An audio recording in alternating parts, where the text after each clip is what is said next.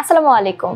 দেশ বিদেশের সর্বশেষ স্পোর্টস আপডেট নিয়ে বিয়ন্ড বর্ডার স্পোর্টসের নিয়মিত আয়োজন sports bulletin powered by Sakurazaka Japanese language and cultural centre. আর এই স্পোর্টস আপডেট নিয়ে আপনাদের সাথে আছি আমি সুমাইয়া জাহান সামান্থা। চলুন দেখে নিই আজকের sports update. Youth volunteer award পেয়েছেন জাতীয় নারী ফুটবল দলের অধিনায়ক আফিদা খন্দকার। সোমবার প্রধান উপদেষ্টা ডক্টর মোহাম্মদ ইউনুসের হাত থেকে পুরস্কার গ্রহণ করেন তিনি। এসকেআইএফ বাংলাদেশের আয়োজনে জাতীয় ও আন্তর্জাতিক কারাতে প্রতিযোগিতা, সেমিনার ও ড্যান গ্রেডিং অনুষ্ঠিত হবে আগামী 18 সেপ্টেম্বর, যেখানে 8 দেশের 1150 জন খেলোয়াড়রা বিভিন্ন ক্যাটাগরিতে অংশগ্রহণ করবেন। ভুটানের বিপক্ষে অনূর্ধ্ব 20 নারী সাফ চ্যাম্পিয়নশিপে হ্যাট্রিক করে বাংলাদেশকে 4-1 গোলে জয় এনে দেয় শান্তি মার্ডি। এ অসাধারণ কৃতিত্বে তাকে সংবর্ধনা দিয়েছে তার শিক্ষক, সহপাঠী ও এলাকাবাসী। এশিয়া কাপ ক্রিকেটে পাকিস্তানকে 7 উইকেটে হারিয়েছে ভারত। পাকিস্তান আগে ব্যাট করে 9 উইকেটে 127 রান করে। জবাবে মাত্র 15 ওভার 5 বলে জয় তুলে নেয় ভারত।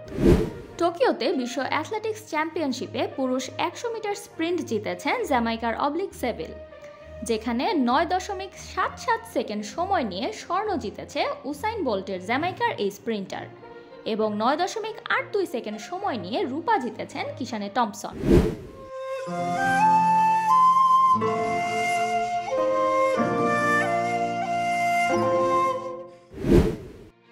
3 বছর পর আবার ক্রিকেট অ্যাসোসিয়েশন অফ বেঙ্গলের সভাপতি নির্বাচিত হয়েছেন সৌরভ গাঙ্গুলী।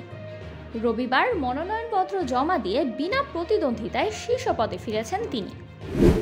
লা লিগায় ভ্যালেন্সিয়াকে 6-0 গোলে উড়িয়ে দিয়েছে বার্সেলোনা, যেখানে জোড়া গোল করেছেন লেভানডোভস্কি, রাফানিয়া ও লোপেজ। জয় তুলে নিয়ে এখন পয়েন্ট টেবিলের দ্বিতীয় স্থানে রয়েছে বার্সা। টোকিওতে বিশ্ব অ্যাথলেটিক্স চ্যাম্পিয়নশিপে মেয়েদের 100 মিটার স্প্রিন্টে স্বর্ণ জিতেছেন যুক্তরাষ্ট্রের মেলিসা জাফারসন উডেন।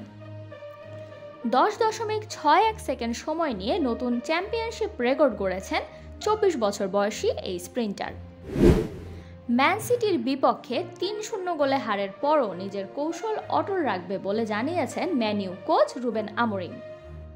এছাড়া তিনি আরও বলেন, পরিবর্তন চাইলে কোচ বদলাতে হবে, কৌশল নয়। 46 বছর বয়সে মারা গেছেন ব্রিটিশ বক্সিং কিংবদন্তি রিকি হ্যাটন। গ্রেটার ম্যানচেস্টারের হাইডে নিজ বাড়িতে তাকে মৃত অবস্থায় পাওয়া যায়। তার এই আকস্মিক মৃত্যুতে পুরো ক্রীড়ামহল শোকাহত। এই ছিল আমার হাতে থাকা সর্বশেষ স্পোর্টস আপডেট। পরবর্তী স্পোর্টস আপডেট দেখার আমন্ত্রণ জানিয়ে বিদায় নিচ্ছি আমি সামান্থা।